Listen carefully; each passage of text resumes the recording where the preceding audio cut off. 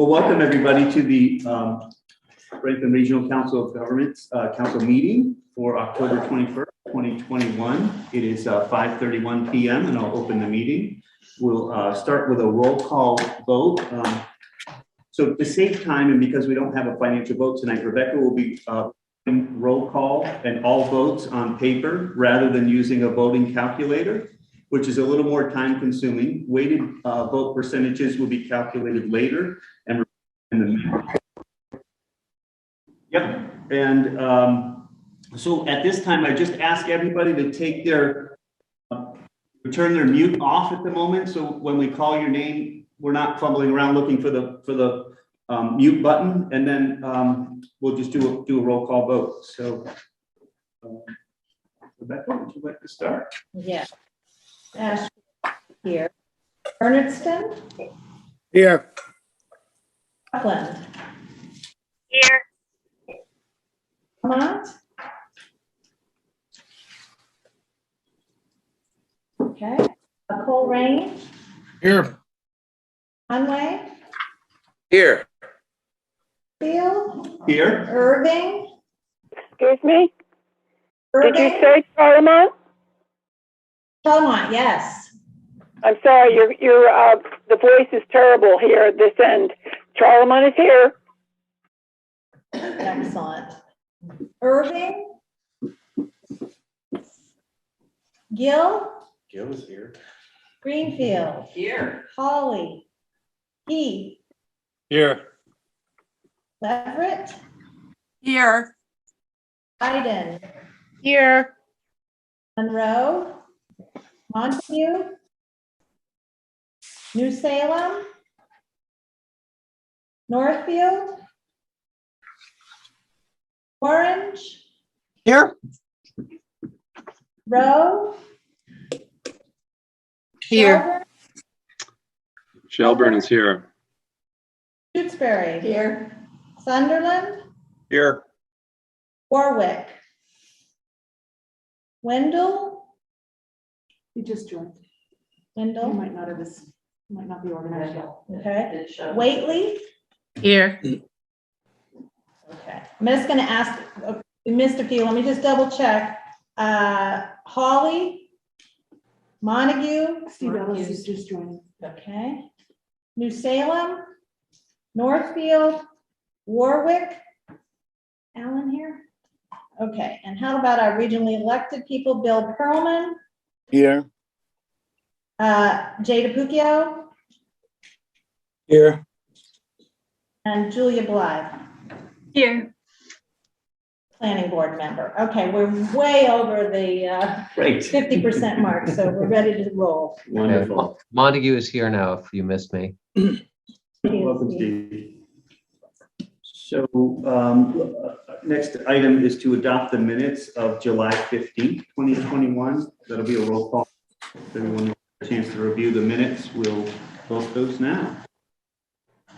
We're taking, We need a motion, don't we? yes, I'll take a motion to, I move that we accept the minutes of July 15th, 2021 as written. I'll second it, Michelle. Michelle. Okay, we're gonna fly through. Bernardston. Yes. Yeah. Parliament. Abstain? Coleraine. Yes. Conway. Yes. Deerfield. Yes. Irving. Gill. Aye. Greenfield. Abstain. Heath. Abstain. Leverett. Yes. Iden. Yes. Montague. Yes. Orange. Yes. Oh. Yes. Shelburne. Yes. Yes. Sunderland. Yes. Warwick, I'm sorry, Wendell. Wendell abstain. I wasn't here. Thank you. Whately, Abstain. and Bill, Yes. okay, Yes. Julia. Yes. Okay. You have Northfield? Ah, there she is. Okay. Northfield, what's your vote? Yes. Great, thank you all very much. So, council update. So, we have reached a new milestone. We have a hybrid meeting happening, which is really exciting. We're piloting our first hybrid council meeting this afternoon. It's a test to see if hybrid setup works for everyone. There may be technical issues, but it does represent forward progress. Please be patient and stay tuned in if technical difficulties arise. We'll be eager to know how you feel it went after the meeting. We want to welcome new council members. We're happy to welcome new councilor Alan Genovese, select board member from Warwick, and alternate Charles Garbiel, and the select board from Gill, select board member from Gill is with us in person, so welcome very much. We're pleased to have garnered quite a few alternate members for FY22, which we love to see, doubling the chances that a meeting will be fully attended. Planner Joel Cole from Berniston. We have Marcella Stafford Gore, Monroe's town coordinator, Patricia Lucier, select board member from Orange, and Rita Farrell. Hello, Rita Farrell, Shutesbury select board member. Okay. It's okay. Good to see you. Happy to have you all. And Northfield's Julia Blythe joins us as a newly appointed Franklin Regional Planning Board representative, and we're glad to have her back in the fold and keeping us abreast of planning board activities. So we will move on. Let's see. So FY22 council meeting date. So mark your calendars. The council will meet on January 27th, 2022. The snow date is February 3rd, when we'll vote on the FERCog FY23 budget proposal. Our final quarterly meeting for the fiscal year is scheduled for April 21st. So welcome everybody, and look forward to a good meeting tonight. The executive committee update from Bill Perlman, Chair Bill Perlman. Okay, I'm reporting on 2 meetings that we've had. We held a special meeting in September to talk about future and the priorities of the council as retirements of some long-term COG staff are getting closer. 2 have informally indicated that they will be retiring in September of 2023 and 1 in 2024. So succession was the main topic, and we also went over some of the items in the report that we saw last time. So we came out with a list of priorities. We didn't make major decisions, but we identified the points where we're going to have to put in some time and effort. And they are to review the development of a new council mission statement. We're going to assess the organization and financial structure to consider a development of a deputy director position or other structure changes as the result of retirement, and making sure that our structure fits what the council is doing now. The structure was set up more or less when we first started working, which is a long time ago. We're going to be doing a salary review to determine the competitiveness of the council with other organizations, regional planning agencies, other councils of government, and to see where we fit in that. And we wanted to look for more professional development opportunities for staff and develop a recruitment and organizational diversity plan. That was the September meeting, which we actually were face to face with, but distantly separated around a large table in the conference room.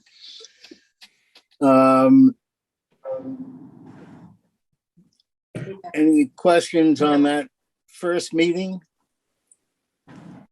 Okay. Second, I do have a question, Bill.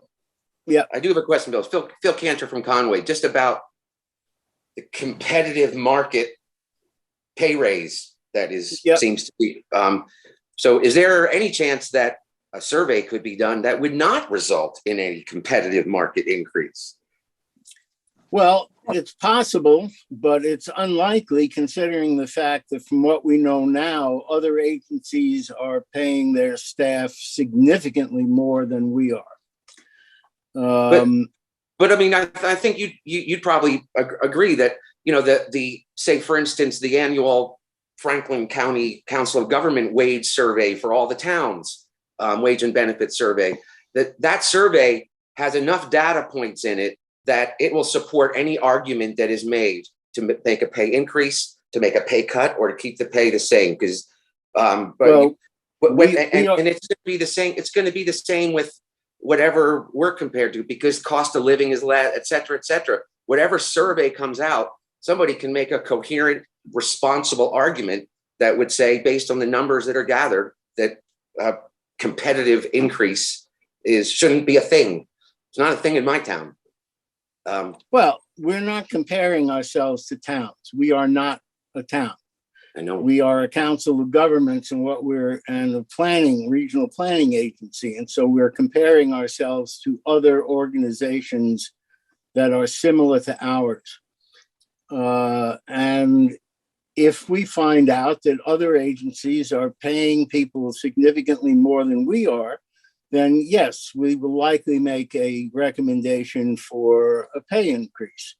It seems reasonable. And, you know, if the towns can do the same thing with comparing themselves to other towns. But again, we are not a town. We are a council of governments and a planning agency, and those are the people that we'll be comparing to. So, and again, Phil, thank you for your comment. Well, you know, I think that this kind of discussion will take place after a survey has been done. We'll have that data to look at, but, you know, we obviously, I think when we go out and do a survey or salary survey or see where we are, we're not looking to raise everybody's pay. It's just kind of doing an evaluation of where we're at. And I think we'll digest that and have that discussion, you know, at a later date.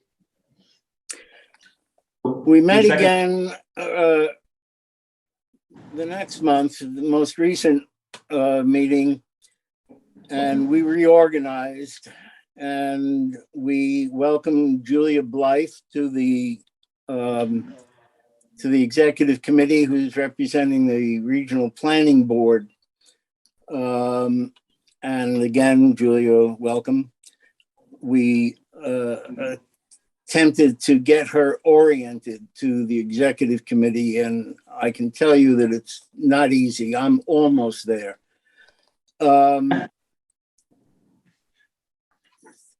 And a couple of other, there was not a lot of work to be done at this last meeting. We were informed that there will be a road action coming, and that was more or less it. I can't quite remember, but there was nothing of major importance or note at the past meeting. So that is where the executive committee is. Thank you very much, Bill. Appreciate that very much. Moving on, executive director update. Linda. Everyone, is this a good volume? Yes, You, Kevin. you're welcome. First me expound on what Trevor said. We do have new technology in the meeting room down here, but discovered last week during a major hybrid meeting that there is a glitch problem when we try to screen share. And so we have asked Bob Dean to be in charge of screen sharing tonight so we can avoid that glitch problem. However, he is sending me texts to say his Wi-Fi keeps saying it's fragile. So we'll see how this meeting goes. Let me go into updates. I hope that you saw, and we talked about this last quarter, there is a Rural Schools Commission being led by Senator Hines and Representative Blay. We've been doing lots of work trying to come up with recommendations that will improve overall educational quality in rural schools and help with financing issues.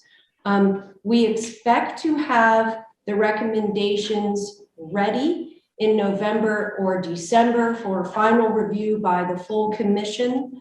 We're holding one-on-one meetings with a variety of experts and people that have been recommended to us. I'll be going to the Franklin County School Business Managers meeting sometime soon to talk to them. But if any of you have any ideas and you have not participated in a meeting, please contact me so that we can have a discussion. In fact, Marguerite Willis, I meant to call you this week. Could you resend me all of the papers you've written over the years, please? Well, I don't know about all of them because you would not have time to read them all, but I'll certainly do the one I did on funding rural Massachusetts schools and a few others that are pertinent. I'll be glad to, Linda. Thank you. Thank you. Later this evening, we're going to talk about priorities that we are going to advocate for related to the Auditor Bump's infrastructure study of Western Mass. I learned today that the legislature intends to deal with use of surplus funds as a budget next week. So the timing is very important that we get our priorities to our legislators. Tomorrow or Monday is my goal. On page 4 of the council updates, you are going to learn about some new Green Communities technical assistance that staff are providing. Please take a look at that. I'm moving to page 6 to talk to you about the local rapid recovery planning program. This is an economic development grant that was, let's see, Buckland, Shelburne, Greenfield, Northfield, Montague participated in this in Franklin. And the current work is that we have approval from Department of Housing and Community Development, our remaining funds to start to work on implementation activities, and we'll also be advocating that the legislature devote ARPA funding, American Rescue Plan Act funding for implementation activities. Also actually received the earmark for us to do an outdoor recreation study on the Deerfield River. So we will be sending out an RFP to hire a consultant. The purpose of that study will be to look at how we can enhance outdoor recreation on the Deerfield River. And that will include helping our municipalities deal with the onslaught of visitors that come to the river. And then we are also working with Connecticut and other regions of Massachusetts to pursue EDA funding through the ARPA, American Rescue Plan Act. The COG has signed on to 3 different Build Back Better projects, which if funded, first round will be $500,000. There will be 40 to 50 of those nationally, and then 20 to 30 nationally will receive up to $100 million.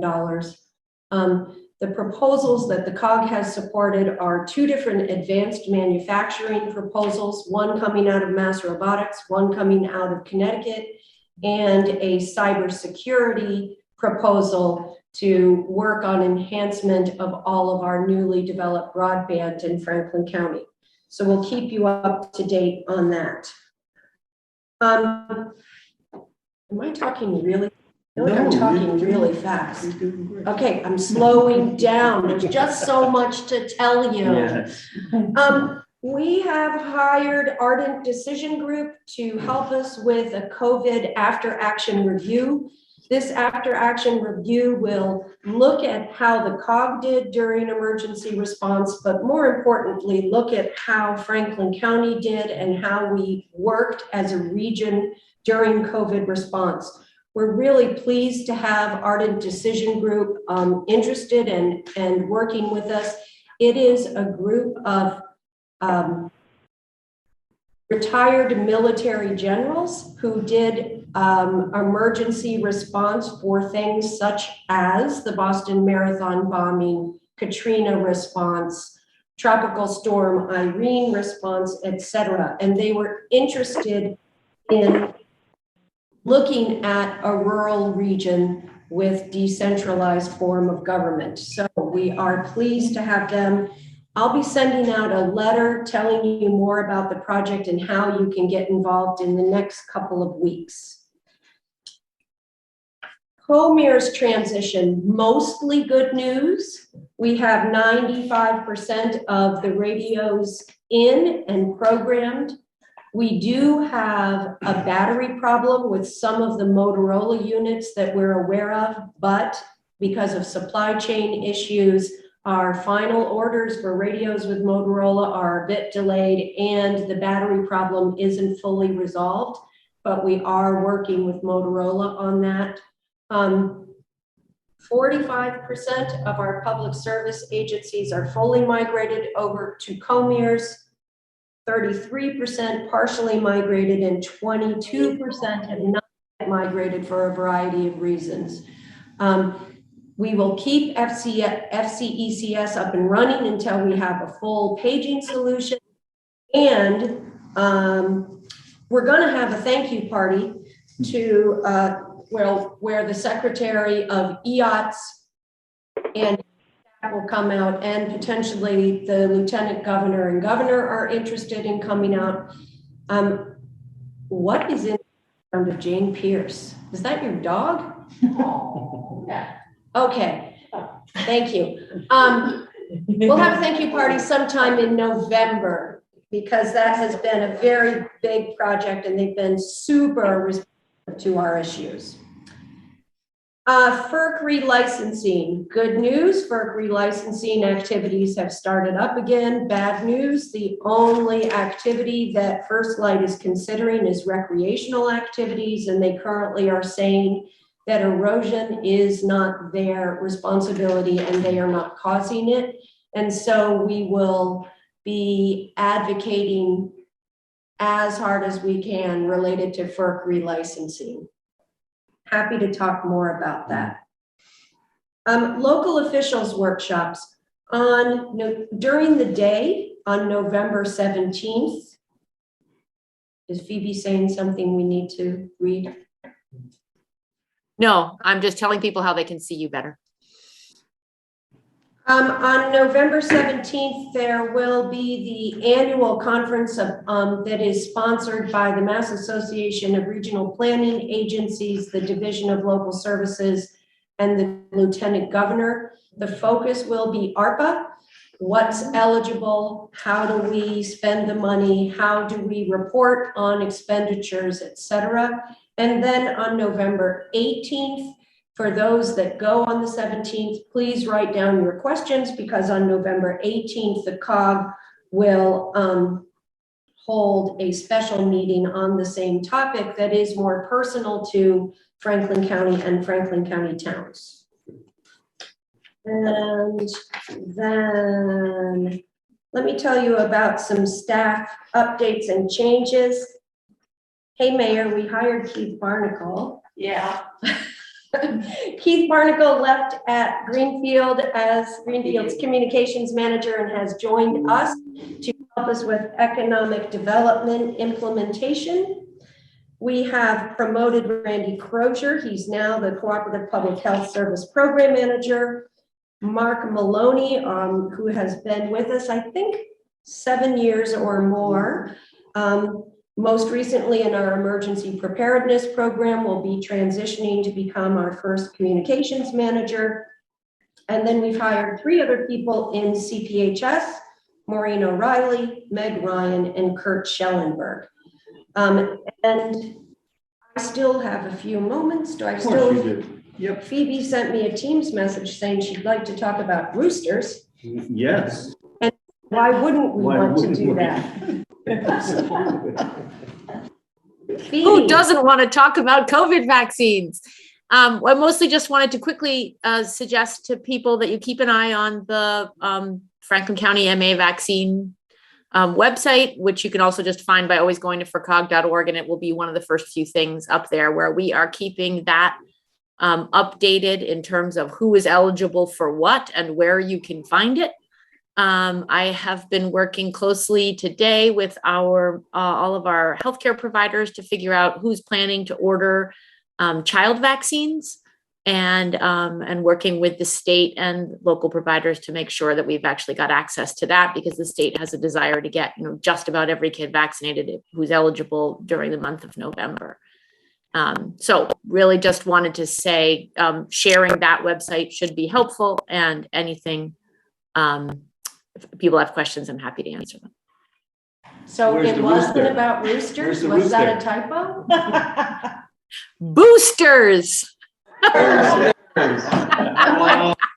Talk about roosters? But Linda, I appreciate your trusting me to have something useful to say about roosters. But since Find out what this isn't a planning board meeting, we will not be talking about how many roosters are available in what zone in what town. Boosters.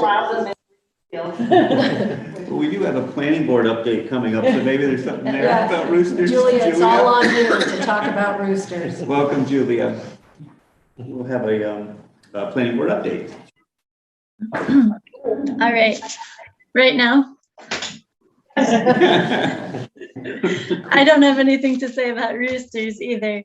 And I'm not sure how far back or what you've been hearing about, but we've discussed FERC relicensing a few times, and let's see, regional brownfields assessments programs and culvert inventory and assessments that have been going on. We talked about the SEDS report, which I believe you guys probably talked about here too. Kimberly presented a really nice story map of the South River that has to do with a regional adaptation and resiliency plan. That was a couple months ago, I think. We've talked about floodplain zoning and responsible solar siting zoning, and that's about all that I could remember off the top of my head.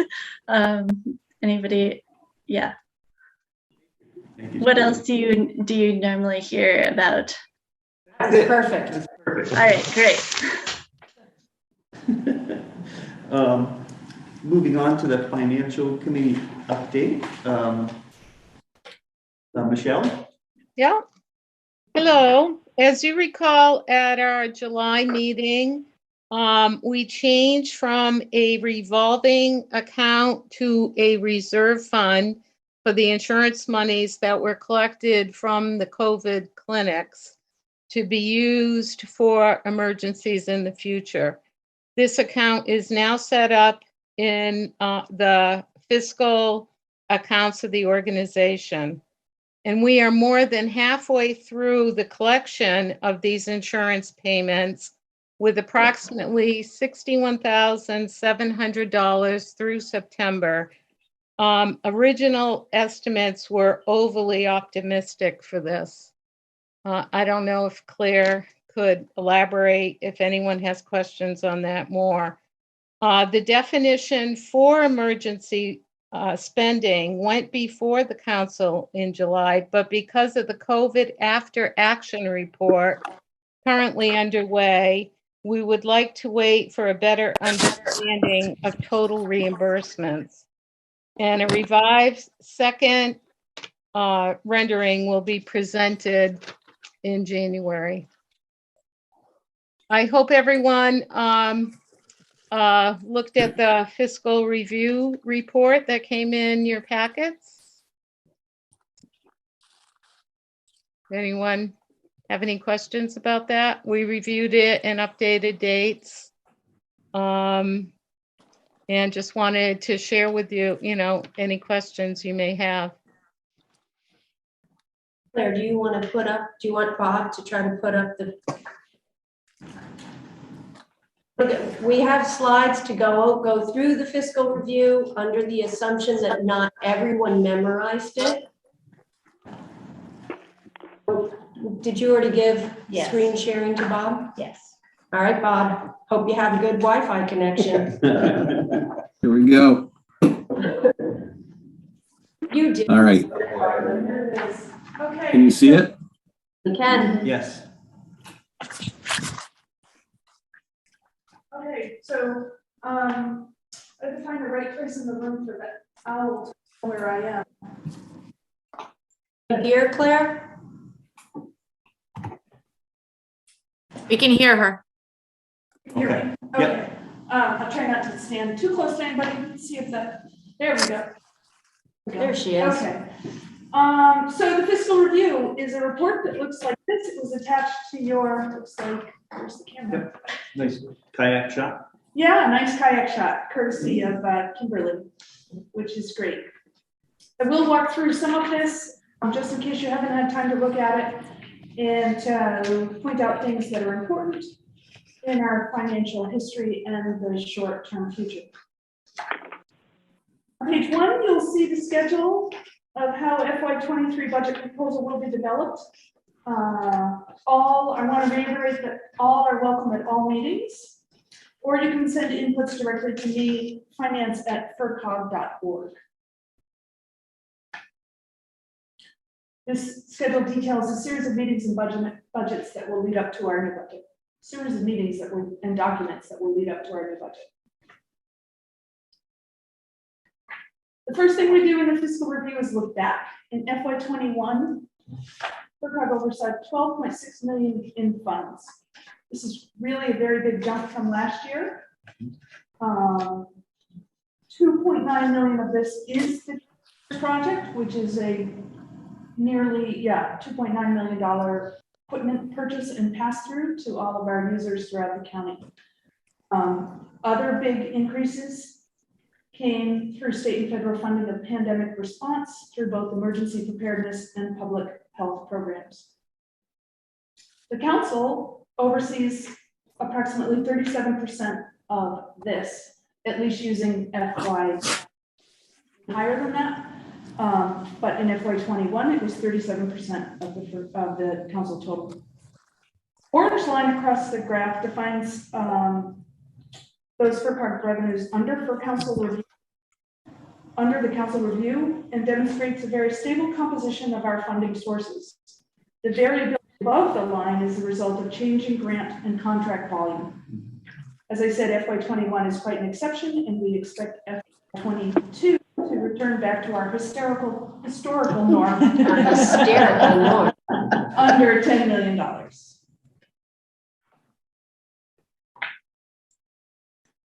The next thing we do in the fiscal review is look at the current year, and I am on page 5. FY22 is off to a strong start. Our staff are combining remote and in-office work time for continuity of project communications, overlap of knowledge, and generally everyone's wellness. We work hard to keep general membership town assessments stable over the years, and that is what this graph shows you. This is actually the checkerboard blow up of this smallest section of the blue under council review from the last slide. FY21 assessments included a 1% increase to towns, and FY22 a 5% drop. I don't know how anyone would interrupt me for questions, but go Steve ahead. Ellis just raised his hand. Okay, great. Yeah, I just want to make sure I stay awake. My question is just exactly how are you continuing to provide the same level of service to communities when in absolute dollars you have not had any increase? Is it that you're shifting more of your activities under grants? Are your grants and other sources of income beginning to subsidize what would otherwise be town assessments? Because You know, it's an improbable cost line otherwise. Actually, Steve, the whole model envisioned by the Charter Commission that created the COG. Bob, go back one slide, if you can. The model envisioned by the Charter Commission was exactly to do what we are doing. In this slide, the lower checkerboard box is the regional services assessment over time. And then you see that the rest of the funds are how we have leveraged that regional assessment with other funding sources, particularly grants. So we are doing what the charter told us to do. And I think that answer to your question is we are doing it so well that we can actually reduce the assessment safely. That makes sense? It does. I put up my little clap symbol. So kudos to the plan that's actually working. Yeah. I don't know, Jay, if you want to, do you agree with that response, Jay DePucchio? Let me unmute myself. Well, yes, that was the intention, and that was sort of the political barometer of the time. And in fact, we've reduced it even more. I think it was 500. Was it 583,000 when we first made our transition? That was remaining for a county assessment. Yep, it was right there. So let me take another stab, Steve, at a description how indirect revenue works, which is, if Bob, will you go back one slide for me? So the section in blue, and remember that blue are not only under the council revenues, but everything in blue is under council review. The bottom two sections of blue are administrative revenues. The stripy, vertical stripy sections are revenues from fee-for-service programs, and they are under council review, but they're a little different, that those programs have a participation fee that each member pays in. So if we look at just the bottom two sections, the part that grows is indirect revenue. And if I can try to explain this in a slightly financially nerdy way, interfund revenue is interfund transfer collected from every payment made to us by a grantor. It is then transferred to the general fund in support of administration. So we add, every time we bill a grant, we add an expense called indirect, and when they pay us, that becomes a revenue to the general fund. So by growing our grants volume, we increase revenues that are under council that allow us to not have to grow the assessments. I'm not saying Steve nod yet. Yeah, where's the No, I mean, I get it. I don't think that that's actually what indirect is supposed to do. I think it's supposed to, you know, pay for ancillary expenses and not direct program costs. But you don't have to hang on it for me for sure. And I can have a follow-up conversation with you because I don't want to distract the entire presentation with my initial question. We can, and I have no problem with where things are at. I'm not complaining. I don't have a concern. You know, I just observe the trend, and we often, you know, have concerns about costs going up and our individual community assessments going up. But the chart that follows this one really speaks to just how stable those assessments have been over time. And thank you for that. Try again, go back. Okay. Moving. Okay, so I think I got through most of page 5. At the bottom of page 5, we launch into FY23 and start. We do anticipate being able to level or even reduce the regional services assessments in FY23. Bob has given us next a slide that's a graphic illustration of our year-end position with general fund balance broken into its component parts on the right. So the purple, almost not quite half pie, it's 44% of a pie in purple on the left is blown up in the detail letter of our general fund. What in a town would be the equivalent of stabilization and free cash, we call retained earnings and general fund balance. That's blown up in more detail on the right.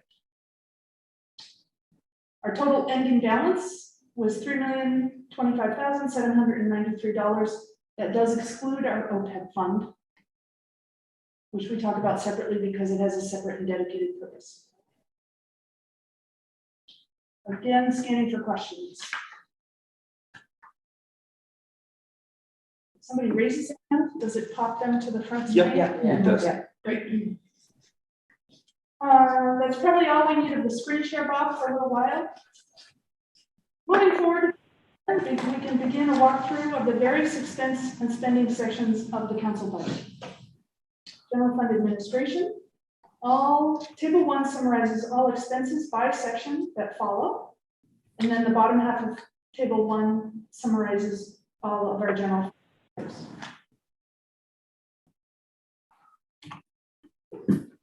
Sorry. Any questions there?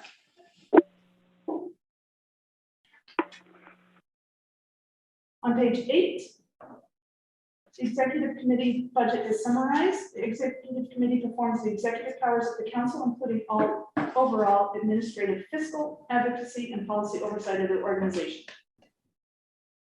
And their history is detailed in table 2. What was that chat from Patricia? Thank you. She said thank you. Oh, okay. Next, there are 3 content areas we refer to as administrative costs. This includes regional services, miscellaneous and contingency, and benefits. Regional services budget on page 9 funds the organization's executive director, the finance department, administrative support staff, and staff working on special projects. The director of municipal programs, the director of community programs, and the director of planning are all primarily funded in this budget. This budget will be heavily impacted by retirements, recruitment costs, and salary increases over the next several years.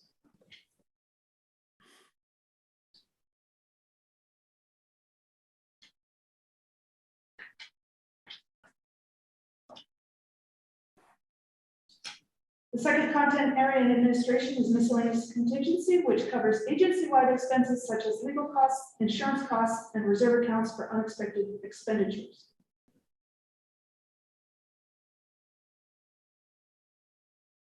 The third area of pooled expenses is a section of the budget for non-wage shared costs, such as the cost of benefit time, administrative time, the employer share of benefits and payroll taxes, and those are detailed in table 5 on page 10. Nope, that was wrong. Table 5 on page 11.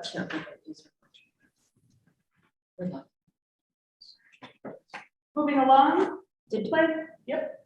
To Steve's point, that I think that a lot of our indirect revenue, Steve, goes into this benefit pool. And so your question about that indirect shouldn't be used for direct, it is not, because for us, an indirect cost. Do you agree with that statement, Claire? For us, even the regional services section of this budget is considered an indirect cost because it's the management that lays over our organization and allows it to function. And we've talked about this for years and years and years. How we derive at our indirect rate is monitored and managed and audited, and the format is determined by our federal grantors. The additional explanation is helpful. That makes sense. Thank you. Great.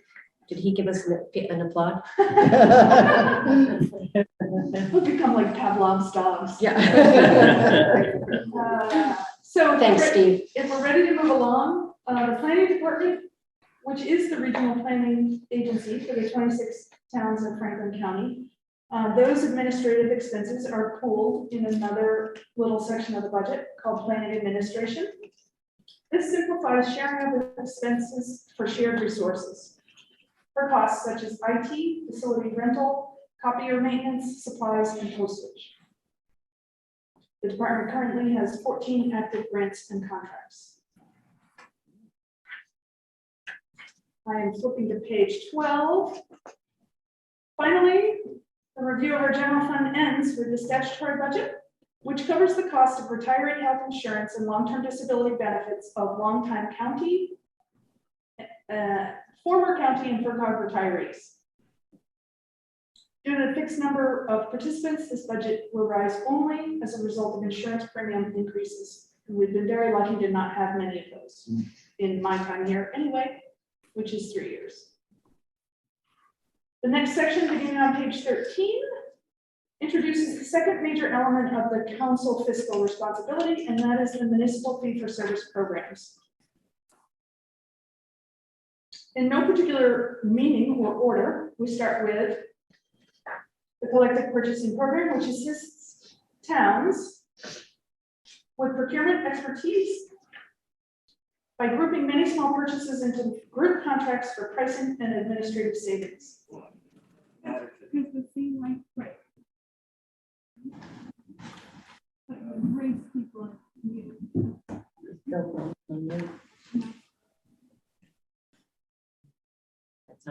I just can't tell if that's a question that I can't quite hear. Okay. Flipping to page 14, table 8 shows the history of this program. There are 54 municipalities participating across 4 counties. And I'll give you a second to tell me about your questions. 5 counties, that's what it said. 5 counties. Oh, 5, sorry. Moving ahead, next up is the Cooperative Public Health Service. 16 towns are members of this district. The program offers 4 shared services: food safety, Title V and wells, public health nursing and prevention, and community sanitation. The full slate of services of this program is funded by a combination of municipal assessments, grants, public health permit fees, health insurance reimbursements for flu vaccine. The assessments fund the critical core. Right now, the grant volume in this program is high because of COVID response being a priority at both the federal and the state level. Future reductions to grants would lead to light contractions in the current range and depth of work and services.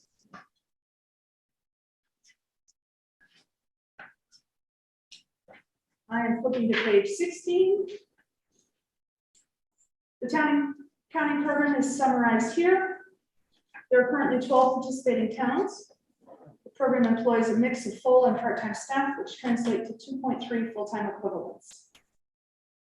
FY22 goals are to stabilize our staffing, continue implementing a town accounting training program in collaboration with GCC, and in hopes of expanding the municipal pool of accountants for the future for both FERCog, county, towns, and state governments. And that is table 10 on page 16. Our largest municipal program by the dollars is the Franklin County Cooperative Inspection Program, which provides state mandated building, electrical, plumbing, and gas inspection services to 16 Franklin County towns, is responsible for zoning enforcement in 15 of those towns. Several key staff in this department are within retirement planning age, and some turnover is expected.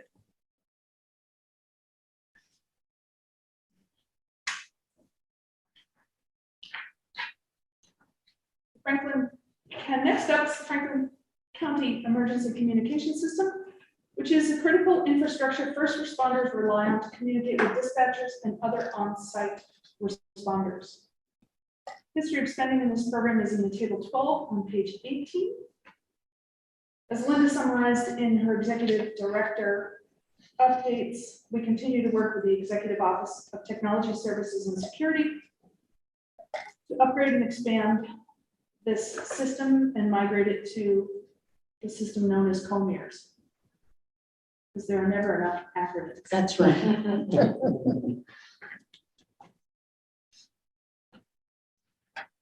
On page 19,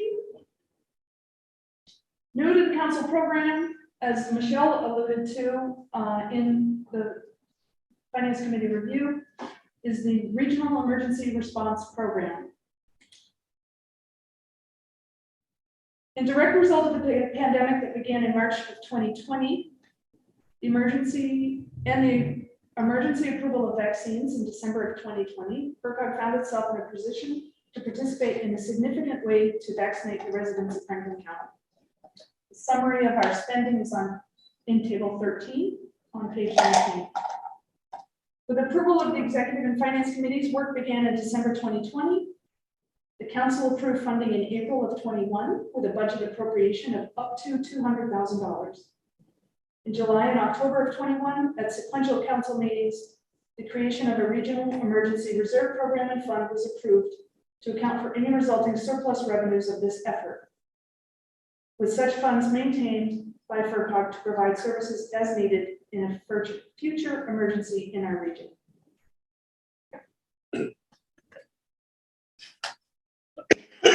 There was a question alluded to earlier that I knew would be covered when we got to this page, but now I don't remember the question. Why are revenues lower than anticipated? So we were optimistic when we estimated revenues. We knew what the reimbursement rate was for insurance providers. We don't know why the revenues, it could be a matter of timing, but as Michelle introduced, we are halfway through the payment period and we have revenues under $70,000.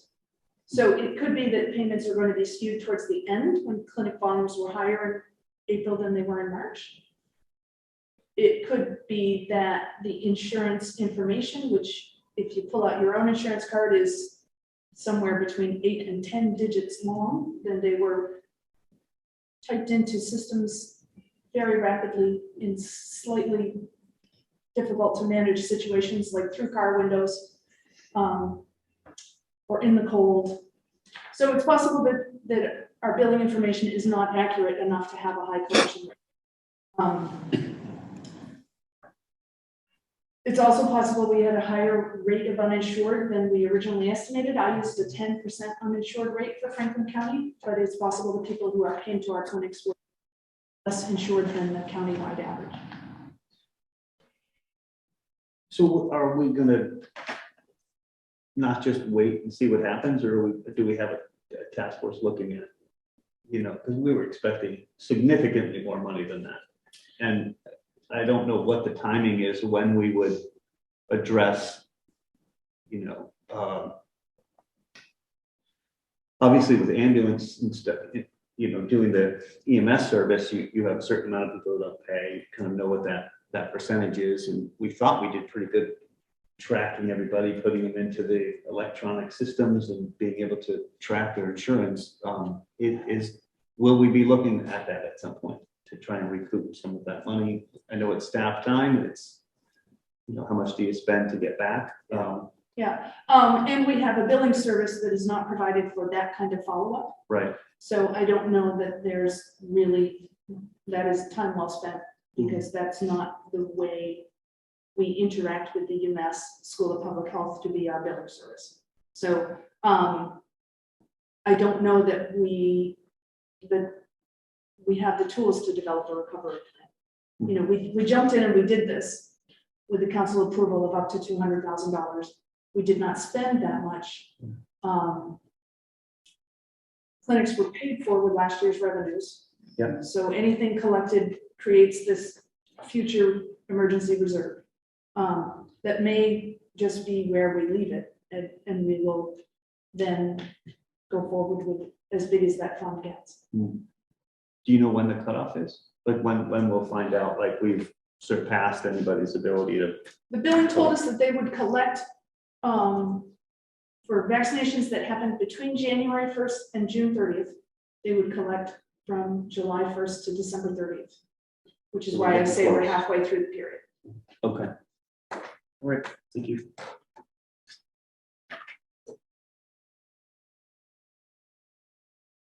Finally, the Regional Emergency Planning Committee, which was formed to fulfill the federal mandate for creating an emergency materials response plan for the region. This small expenditure by $150 assessment from each town, combined with permit fees paid by hazardous materials handling entities in our region. That history is summarized on page 20. By now, I know your eyes have glazed over, and but I do think it's critical to communicate again on page 21. The other 63% of FERCog's actual funding in FY21 came from federal, state, private foundation grants. This is funding brought into the region because the COG is here and well positioned to apply for and execute such programs. Review of these programs is not part of tonight's agenda, but please do read about all this work in your council updates, which you get quarterly, in annual reports, which go out to your towns annually, and specific topic reports published on our website.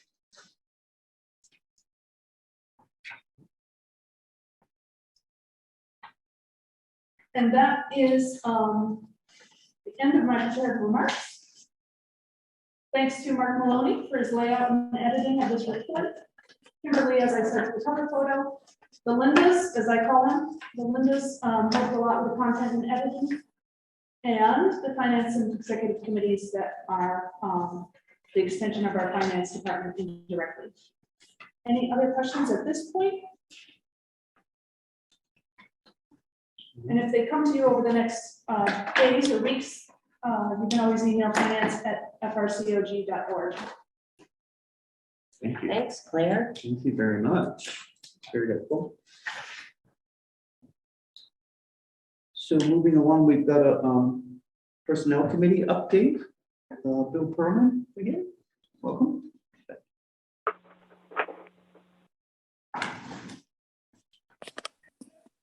My iPad is not playing nice, but here we go.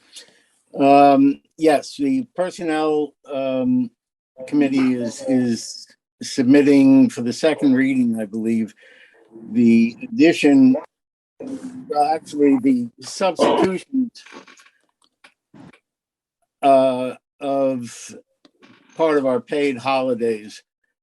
Juneteenth has become a state and holiday, and we are including it in our list.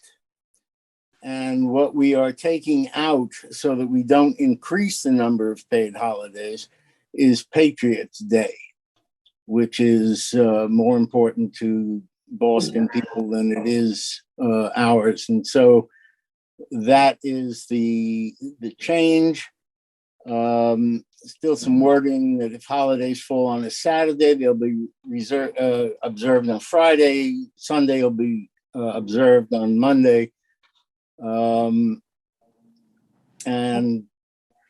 that's it. We made sure to leave the number of paid holidays the same. Bill, this is Marguerite Willis. Yeah. Would you please explain what the second reading means and when and if a vote occurs on this?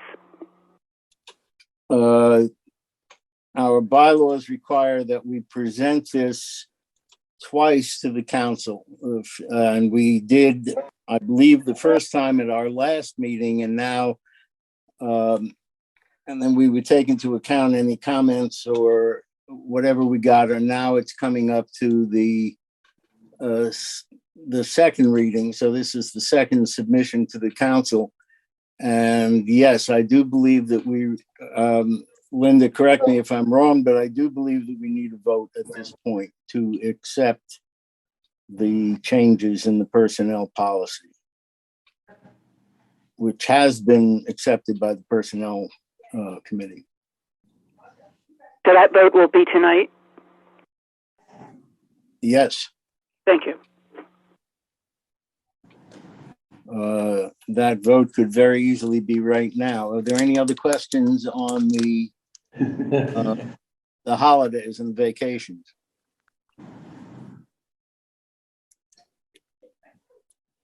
Seeing none? Entertain a motion. Then. You asked, excuse me, you asked if there were any questions. Will you also be asking if there are any comments? Please. Questions or comments? Let me make it. Yes. Thank you, Bill. Charlemont will be voting no. That we would cancel Patriots' Day to accommodate June 13th seems to us inappropriate. I don't know if we go back to the Magna Carta and rip that up. I don't know where this is all going. I will suggest that perhaps because we have so sliced and diced and divided ourselves into so many competing groups that maybe we should not have any detailed holidays, but just additional personal days for employees. That would be fine by me. I've been trying to remove Christmas from the list since it's not an all-inclusive holiday, but this is where we got at this point. And I think that it was, personally, I think that it's a very important day, and the council tended to agree with us when we talked about it the last couple of times. Anything else? Any other comments from anybody else before I guess I make a comment on behalf of Deerfield?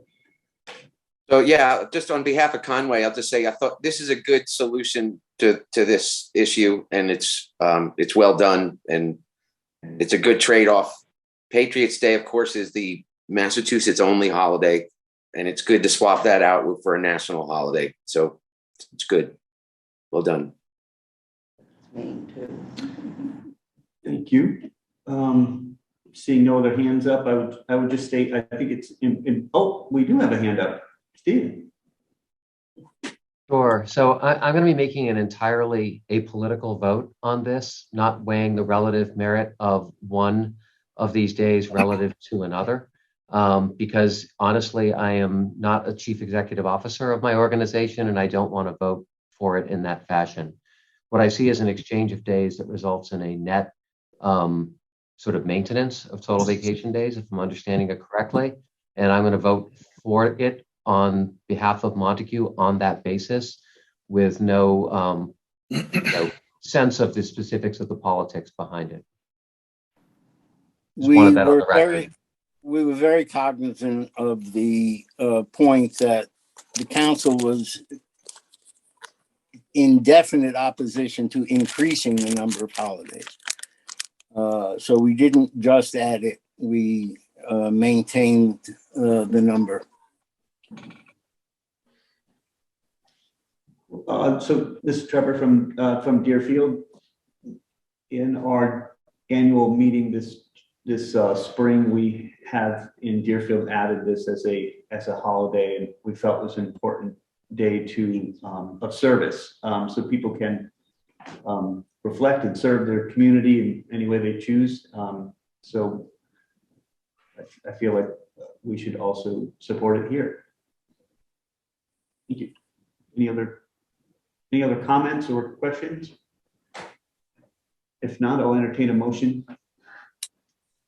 Well, I'll make the motion that we accept the substitution of Juneteenth for Patriots Day in our list of paid holidays. I'll second that. Kevin Colerain, I'll second it. Thank you. Roll call vote. Yes, and I would ask that you just take your mute buttons off now so we can fly through, please. Thank you. Thank you. We'll start with Berniston. Yes. Rockland? Yes. Parliament? No. Colerain? Yes. Conway? Yes. Field? Yes. Irving? Yes. Hill? Aye. Greenfield? Yes. Ollie hasn't shown up, have they? I think so. Keith, Yes. Everett, Yes. Biden, Yes. Montague, Yes. Northfield, Yes. Orange, Yes. Rowe, Yes. Milburn, Yes. Tewksbury, Yes. Sunderland, Yes. let's see, Wendell, Yes. Whately, Yes. Bill, Yes. DeFuccio, Yes. and Julia Blythe. Yes. This is with one negative vote. Okay, I thank you. thank you, Bill. So our next item is kind of a discussion presentation about how to leverage the auditor's recent report on infrastructure in Western Mass and to get more funding for priority projects and critical funding sources. So Linda and I talked about that of a subject, and it was kind of, timing was right. So here we are. So I hope all of you took the time to read the study. I'm so happy with the study. I think the bad news is that it tells us that rural Massachusetts is dying by cuts. The good news is that it's putting that in writing and it's quantifying it. And so it is an opportunity for rural Massachusetts to advocate for our needs. And the opportunity is particularly nice right now because the legislature is going to be discussing how to use its $5 billion in surplus funds with a supplemental budget next week. And the legislature is considering how American Rescue Plan Act funds. The state has received $5 billion in addition to the allocations to municipalities, and the legislature and governor are arguing about how that should be spent right now. So it is time for us to advocate loud and advocate hard. The auditor had a meeting with me, the executive director of Berkshire Regional Planning Commission, and the executive director of Pioneer Valley Planning Commission last week, and asked us to put advocacy priorities together. So we've created some ideas for your thought and discussion that hopefully Bob has enough Wi-Fi to share. And if he doesn't, then I'll make, oh, yay. Okay, so it's hard to read it from here. Hopefully the rest of you can read it. So, and hopefully all of you read Auditor Bump's study. And because one of the major things that Auditor Bump pointed out was that the Chapter 90 formula was unfair and inequitable to rural areas because the formula looks at population, jobs, and road miles.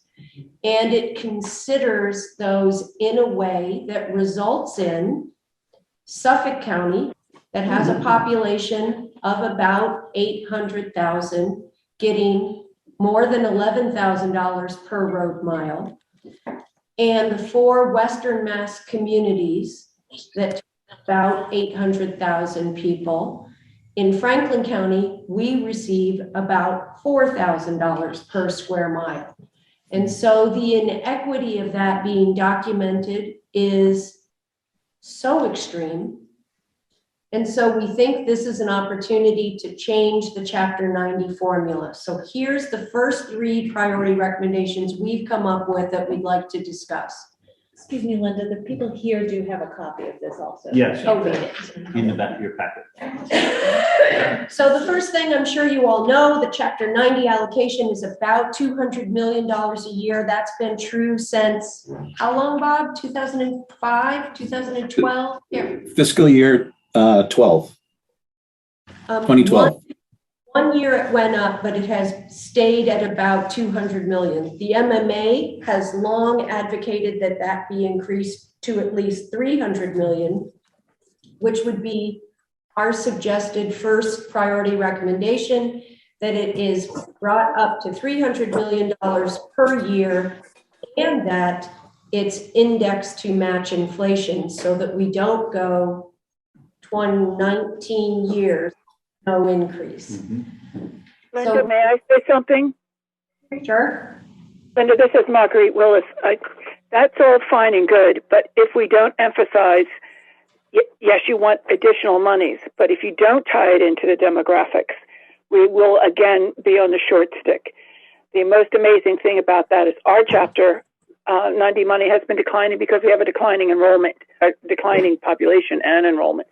So unless they understand the demographics, and I suggest to most of the committee members, do a field trip to Boston and walk through that city. They're young. We're not out here. The area is dominated by gray hairs. And no offense to my colleagues, I have silver hair also. That's not the point. They don't understand that our cost out here and our changing population and our declining population. So whatever we do, we have to get them to understand that, or we're going to be in the same position as before. So Marguerite, I don't know if you are able to see the document we're sharing, but the next two recommendations, the first is that right now, road mile formula that is used to calculate Chapter 90 distribution weighs road miles to 58.33% of the formula. Smitty Pignatelli's Representative Pignatelli, a representative from Berkshire County, has already filed legislation to increase that to 69.334%. You may ask why that number. I don't have an answer. And I feel like, Marguerite, to your point, helps some, but that is a small fix to a big problem. And so the third recommendation that we wonder about and would like to get your thoughts on is any allocation of any appropriation of Chapter 90 higher than $200 million would be based and allocated solely on road miles. That's interesting. In that way, Suffolk County doesn't lose what they're getting. No one loses what they currently are getting. Everyone gets more, but rural needs and rural areas are acknowledged. We have not done any math on this, but what do you think of the idea? Makes sense. I think that's all fine and good. I was reacting to your statement. We need to be lobbying and pushing for more money. We have to simultaneously be talking about the formula, how it's funded, or we're not going to have support. Again, we are 15% of the state's population west of 495, and if they don't understand the numbers, we will not get legislative support. Fairness does not always carry the game in Boston with the 85%. Right. Amen. What do people think of these recommendations for Chapter 90? Anything that you like better or different or should be added?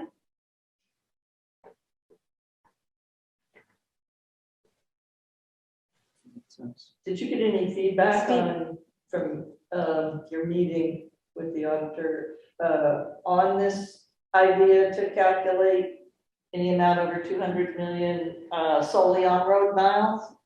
No, we thought of it after our meeting with her. And mostly I will admit that I was pushing hard for something that would make a significant change, because I think just changing the formula to keeping the formula the same and just changing the percent that is attributed to road miles makes a change, but not a significant change and not a long-term change. Yeah. I mean, I like it very much. Oh, good. Clearly we do have all the miles. Now, one thing that chapter 90 is only for paved roads. Am I correct? No. Okay, because we need money for non-paved roads. We did. A lot of us have an awful Yeah, number of roads that are not paved. yeah, we can add that. Representative Blay has filed legislation to create a dirt and gravel road program, so we can add that to this list. Yeah, definitely. Great. Steve Ellis raised his hand. Go, Steve. Okay, great. In general, I think this is as reasonable a proposal as we could probably put forward, and I like that. I still feel that we need to have a separate fund for bridges specifically, because bridges. What's that? And the other thing I guess I would say is that it feels like we also need to have some simultaneous advocacy that would allow us to value engineer. It feels as though the standards for roads and bridges are part of the problem and part of the price escalation. And I'm not an engineer and I don't know what the right thing to do is, but I think that we're all routinely seeing cases where projects have to be so over-engineered that it unreasonably inflates the cost. And that's just inefficient use of resources, quite frankly. I won't speak to prevailing wage right now, but I could. Linda, I would support what Steve just said. Vermont allows, for example, drop box culverts, and we do not, and they would make more sense for many of our small dirt back roads. And you have a bridge that is over-engineered. So I support strongly what Steve just said. So maybe what I should do is quickly go through the categories that we came up with. And then I will also say to you that the auditor's advice to us is that we have quick, clear, doable changes that could happen next week during the supplemental budget. And then we go back with another series of recommendations that would honestly likely go to study. So that we don't want our recommendations to go to study, we just want them implemented, but we have a whole nother list that Bob and I deleted from this document that we should send to you about other issues. And I think Steve's point about engineering is a good one. So the categories we have are Chapter 90, STRAP, Municipal Small Bridge Program, the Culvert Replacement Program, broadband. What else, Trevor? Anything? Municipal buildings. And municipal buildings. Yep. So are we good with Chapter 90? Should we quickly talk about STRAP? STRAP is the Small Town Road Assistance Program. STRAP is funded out of MassWorks, and MassWorks is an annual appropriation in the budget. Right now, STRAP, Small Town Road Assistance Programs, legislatively must be at least 10% of the amount of MassWorks that is spent every year in the state. And EOHED, Executive Office of Housing and Economic Development, does meet that requirement, but doesn't increase it. And if you read the report, you will know that there were millions of dollars of STRAP applications and 9 were funded last year. The other thing is that STRAP projects currently are capped at $1 million a project. And so the two things that we would recommend here are increase the percentage of MassWorks funding for STRAP from 10% to 20% and increase the project cap from 1 million to 2 million. I will say that the STRAP program is not eligible for all of our communities. Like Greenfield cannot apply to STRAP because it is for municipalities with a population of less than 7,000. That was increased from population thresholds of less than 2,500 to, I don't know, some number of years ago. I've been here so long that I don't even try to guess how long ago it was changed. So those are our two strap recommendations. Thoughts on that? Linda, if you will, I believe that we used to have a lot of strap grants, many more than we have now. And I think one of the advantages, as opposed to TIP or Chapter 90, is that the strap will pay for design. Right. Yes. That's a big plus. And up again. Steve? Well, I think Oh, it you was, don't, yeah, it's he your was past hand? You commenting that, Okay. that Montague also over 7,000. If there are no comments on strap, I'm going to move on because we have, it's 10 to 7. Yep. The municipal small bridge program recommendation there is to increase that funding because municipal small bridges, there's lots of them in rural areas. And the recommendation is to increase that funding to $250 million over 5 years. And also that has a project cap limit currently of $500,000, which we've simply said, remove that. We did not have a better idea.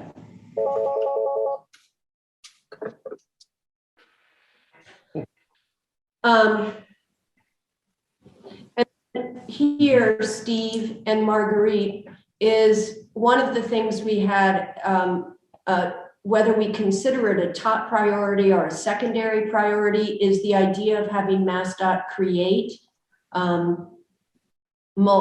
small bridge and culvert design templates for local use, for like drop-in box culverts, et cetera, so that would address, begin to address Steve's idea of reducing engineering costs and over-engineering things.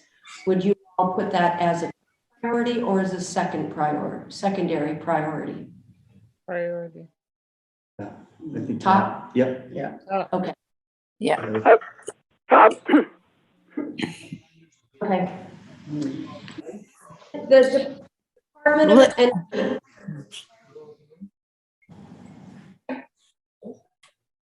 Is there a comment? Okay. The Department of Energy Resources has a relatively small culvert replacement program.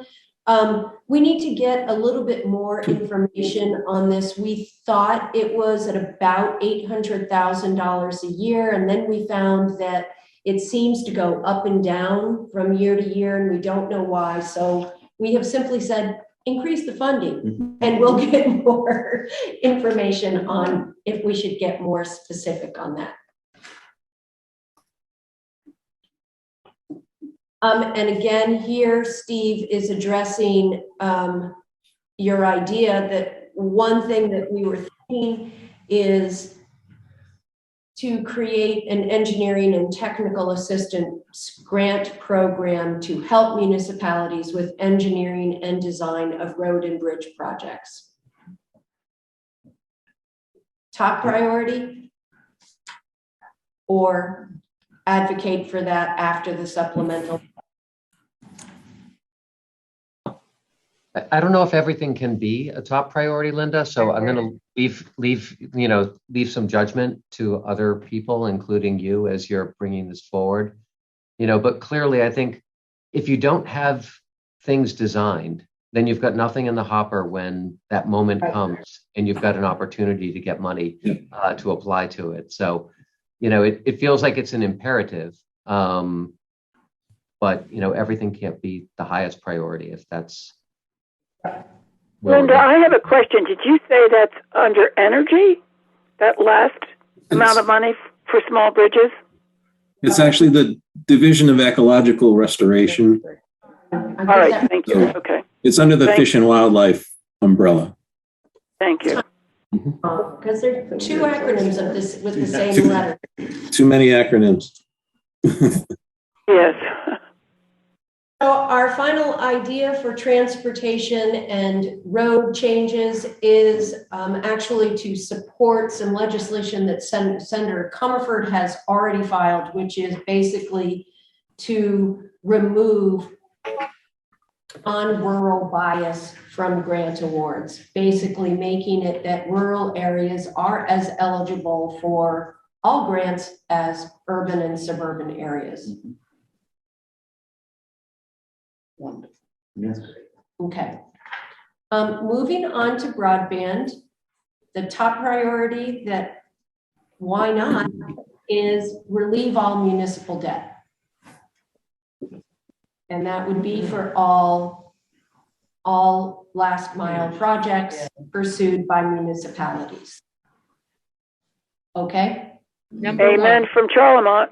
So be it. That would be Lighting great. too. Dream Lighting. big. Exactly. The next one would be to renegotiate the contract with the service providers on the middle mile to make the middle mile more affordable for potential users. The next one, our municipal fiber towns are engaged now in dealing with creating and paying for network redundancy. So we would have a third priority to relieve municipalities of network redundancy costs. And then we were thinking about a secondary priority of having state assistance in cable contract negotiations to help municipalities to make sure that they get what they need. Another secondary priority we had here was to force Charter and Comcast to upgrade their cable plants to fiber-based. That would go to study. It's an excellent idea. Yes, But they have such strong lobbyists, we took it out of this document. yeah. Let's see, we have something. If you're asking for feedback, I think the redundancy issue is important for the towns to come together, which they are, to set up a redundancy program for us. I agree with Marguerite. Okay. And The other, Linda, this is Michelle. The other concern I have when you talk about negotiate with middle mile service providers, you know, we're all paying about the same right now. What's going to happen in 3 to 5 years down the road? Is the cost going to go up greatly? You know, I do have a concern about that. And we all say, well, the municipal light plant has control over that, but I'm not so sure when you start looking at the numbers. We just don't know what future storms we may have and the costs we may have. And so that is a big concern to me. Okay. And Heather, we're reading your comment about, it sounds like what you're saying, Heather, is to pull the idea of reducing engineering costs up as a top priority above all, above the fold, because it impacts everything else. Exactly. If the cost of our projects were not inflated by the over engineering, they might likely fit into the grant budgets, the grant award budget that are offered today. I mean, it's one problem that leads to the next. So perhaps reducing the engineering requirements will solve some of the other problems on the list. Okay. Does that make sense? Totally. And then the other thing that the auditor study talks about is municipal buildings. And so ideas here are to create a municipal building authority with dedicated funding that is tied to inflation to assist with renovation and replacement of all types of municipal buildings.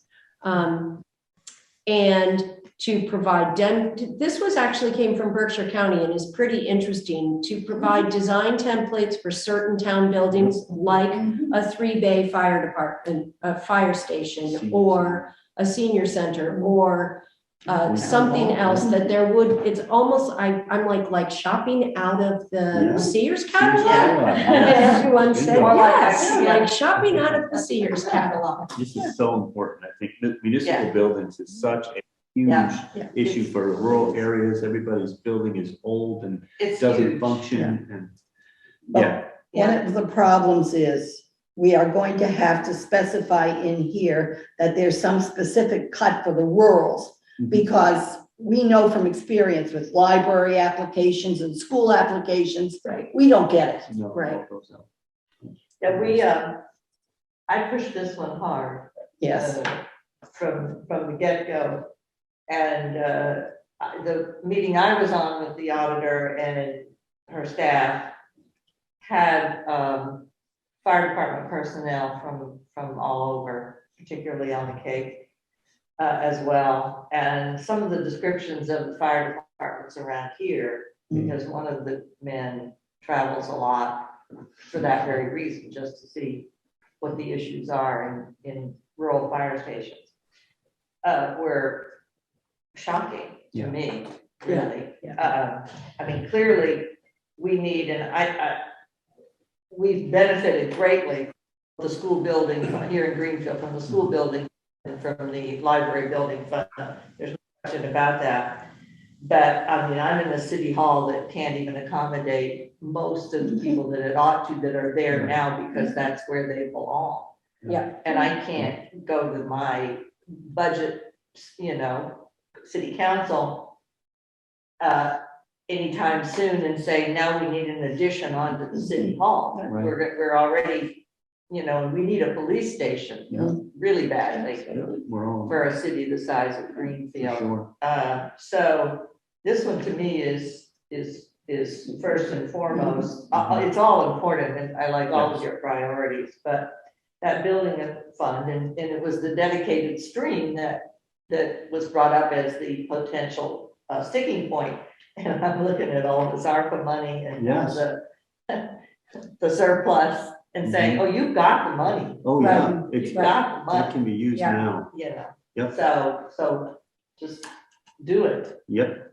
The only addition I would make to that is we need to distinguish between the very small towns that have part-time or no police departments, part-time or only volunteer fire departments, part-time or only volunteer or paid volunteers on ambulance runs. That's the if you have a full-time fire department, they will come under the Mass OSHA. But if truth be told, if Mass OSHA wanted to break the backs of the small towns, they could go into any fire station today in Western Mass that has only volunteers and shut it down. So there we need a distinction. Yeah. Okay. B-Jack had her hand raised. Yeah, hi. Actually, it's on finding 5 and 2. And I'll just start with finding 5, just from a Northfield perspective. So we just hired an OPM for a public safety building. So this is huge for us. And I think we've had, I don't know what the count is because I wasn't on the select board, but I think we've brought this before the town less than a dozen times, but fewer than a dozen times, but several times. So anything that can be done to help with aging buildings, and just to belabor the point, our fire station, there's part of it that they can't put the trucks into because the weight of the building can't handle the weight of the trucks. Let's see what the other thing I was going to put that I was thinking of with municipal buildings, and I was just emailing back and forth with the energy committee, is they really want to be involved in the design of buildings. And so when we're talking about templates, I think the challenge is going to be, from a funding standpoint for the town, is some of the energy things that we would like to do might put a higher price tag on some of these buildings. So I don't know if energy can somehow be called out, so that we can make a longer term proposal for our buildings that will be energy efficient in the long run, but somehow help with the upfront cost. I don't want to drop off good energy choices as a result of just cost. And then just quickly back on finding two, when you say state assistance and cable contract negotiations, do you mean personnel and money, or do you mean what's the specific in there? Well, we thought, we were thinking like lawyer. Okay, good, because we just extended our contract with Comcast, and so obviously we're paying for a lawyer. We had a hearing with joint hearing with Bernardston, and I don't know, this doesn't really fit in here, but I just wanted to point out that we've called Comcast on the fact that they have not reopened the customer service center in Greenfield. They seem to think everybody in Western Mass can just go to Holyoke or West Springfield. So I don't know if that fits in there, but I'm going to throw that out to the group because I'm sure Northfield and Bernardston aren't the only ones who complain about that. Thanks. Hey, Linda, this is Stan in Bernardston. We have not signed a contract with Comcast yet because we're back in negotiations over it. Yeah. And so I don't know where that's going to go yet. But we are trying to push the button that they haven't complied with the rules, because one of the rules was that they were going to provide a service center. Right. Of course, they took the service center away from us. However, there's different options according to Comcast that we can use now. On the other side of that, the fire departments. Bernardston, as you know, we're going through trying to build our fire department now. We have an OPM. We have our architect on the payroll now, which is Brian DeVries, and we're very happy to have him. But we were awarded a bond bill grant for $1 million back in 2017. 2018, the governor signed it, and we found out since that these bond bills are basically just a joke. They have what big ticket items that they want to spend money on, and everything else that they put in that bond bill and say they're going to fund, they never intend to. So we're fighting that now, and any help we could get from the FERCog to help us fight that and try to get that money released to us would be greatly appreciated. Thank you. Thanks, Dan. Thanks, Dan. The other final thing is to create a professional help and capacity to help small towns with planning, design, engineering, project development, surveying, grant writing, etc. And then finally, because we always have to fight the good fight about prevailing wage, to set minimum thresholds where prevailing wage does not apply to municipal projects. Just feel like you have to say something about prevailing wage. No, yet again. Yeah. So that's what we've come up with. We are going to try to get this to our legislators on Monday. So if you have thoughts, we can email this to you, or please just email me as quickly as possible so that we can get this finalized. We're going to try to coordinate this with PVPC and BRPC so that we are speaking in one voice. Awesome. For the 4 counties of Western Mass. Can't thank you enough for doing this. This is super important, especially with infrastructure build. You know, being dangled around and legs cut out and then dangled some more. And only we were a coal company, coal providing area. We have some say. Anyways, so I'm really glad that you're doing this, and we need to keep focusing on this because there is funding sources coming. We just have to be ready. And I think the engineering part of that, Carolyn always says to me, like, you've got to have something ready to go. It's shovel ready. So we have plenty of projects that need it, from sewer to everything, library, you name it. Nobody's done anything for a long time, so we need it. So thank you. The other business not anticipated. I know we've stretched over a little bit. We'd love to get everybody to dinner or wherever they're going to go. Hey, Trevor, Stan. This is Stan Garland again from Bernardston.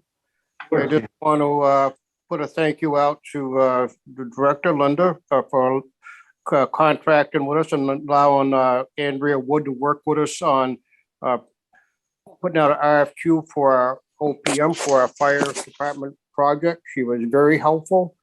She came out and actually sat down with the committee and walked us through some things that we were kind of waffling on how to do. So we really appreciate that, and she is a very knowledgeable lady. Thank you. Thanks for saying that, Stan. She's helped us out a ton too, so it's great. Well, with that, thank you all for coming tonight. Look forward to seeing you at the next meeting.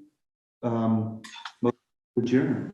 So Thank you very much. Have a good night, everybody, and happy Thanksgiving and nice holiday season coming up. We'll see you all soon.